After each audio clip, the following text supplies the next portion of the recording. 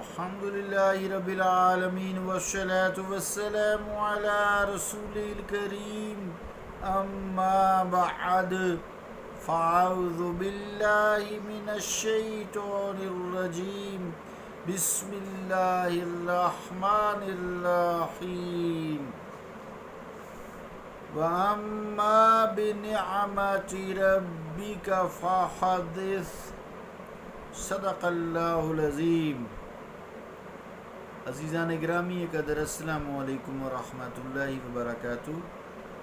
آیت کریمہ جو میں نے تلاوت کرنے کی سعادت حاصل کی ہے، اس کا ترجمہ یوں ہے: اور اے میرے مصطفیٰ، جو آپ کا رب آپ پر نعمتیں نازل کرے اس کا ذکر فرمایا کیجیے۔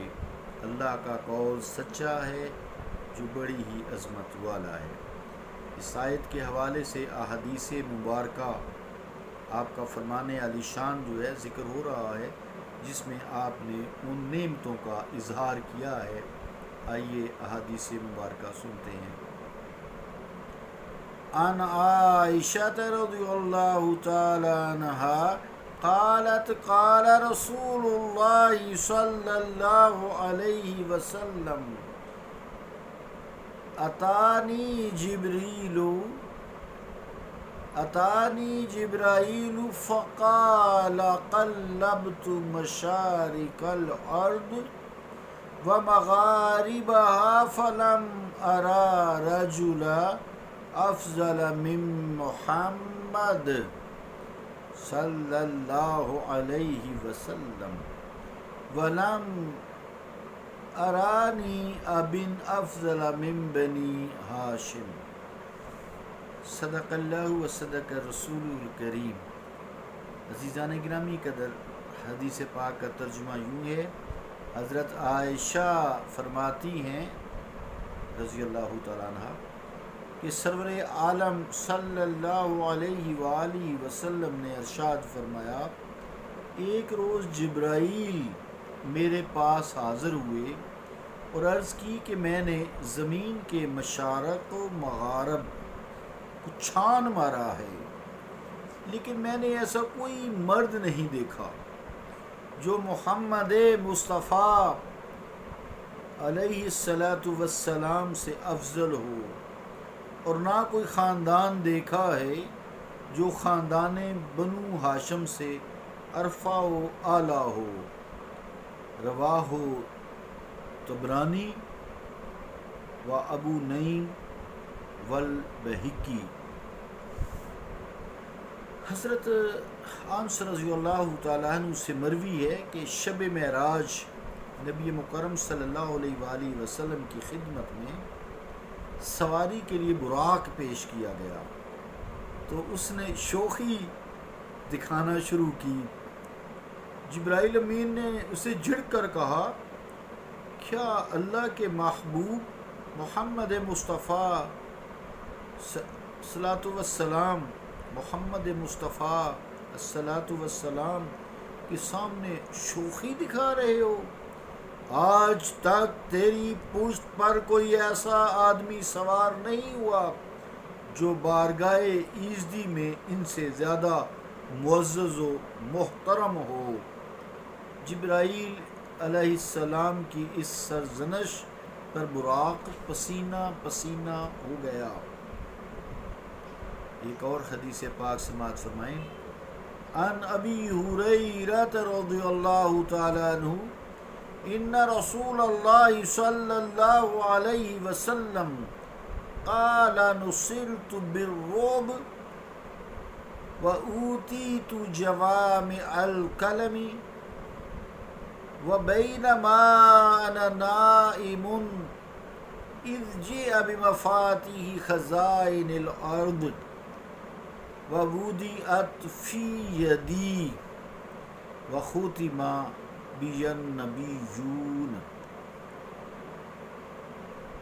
صدق اللہ و صدق رسول الکریم۔ حدیث پاک کا ترجمہ یوں ہے کہ امام مسلم اپنی صحیح میں روایت کرتے ہیں کہ حضرت ابو ہریرہ رضی اللہ تعالیٰ عنہ روایت کرتے ہیں کہ رسول کریم صلی اللہ علیہ وآلہ وسلم نے فرمایا کہ رعب سے میری مدد کی گئی، مجھے جوامع الکلم عطا فرمائے گئے، اور اس وقت جب کہ میں سویا ہوا تھا زمین کے خزانوں کی کنجیاں لائی گئیں اور میرے ہاتھ میں رکھ دی گئیں، اور میری ذات پر اللہ تعالیٰ نے انبیاء کرام کی بعثت کا سلسلہ ختم کر دیا۔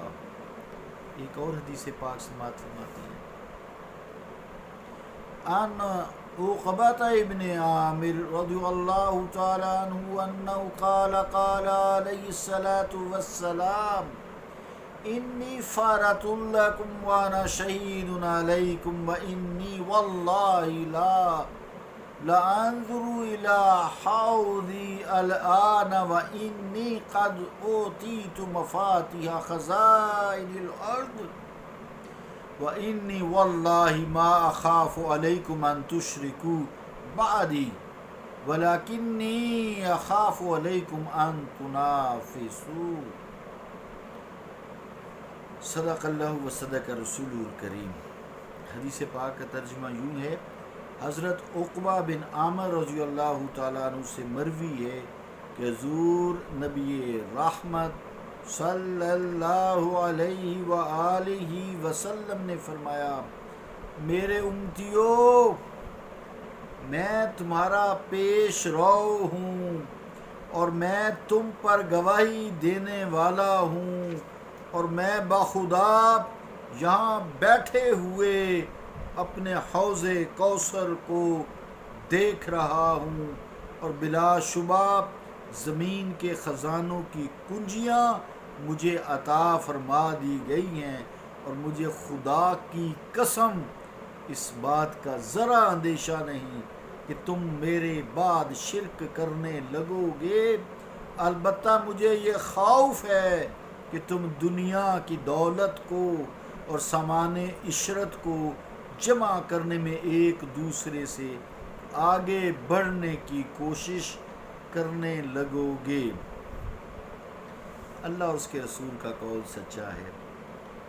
عزیزان گرامی قدر، اس حدیث پاک سے بہت ساری باتوں کی وضاحت ہوتی ہے۔ ایک یہ کہ حضور کریم علیہ الصلوۃ والسلام نے فرمایا، میں تمہارا پیش رو ہوں۔ عربی میں یہاں لفظ فاراتن استعمال ہوا ہے، تو فاراتہ پیش رو کو کہتے ہیں، اور ایسا پیش رو جو اپنے کاروان سے پہلے منزل مقصود پر پہنچ جاتا ہے، وہاں جا کر پھر ان کے لیے خالی پہنچ نہیں جاتا، طعام و قیام کا بندوبست کرتا ہے، ان کے جانوروں تک کے لیے چارے کا بندوبست کرتا ہے۔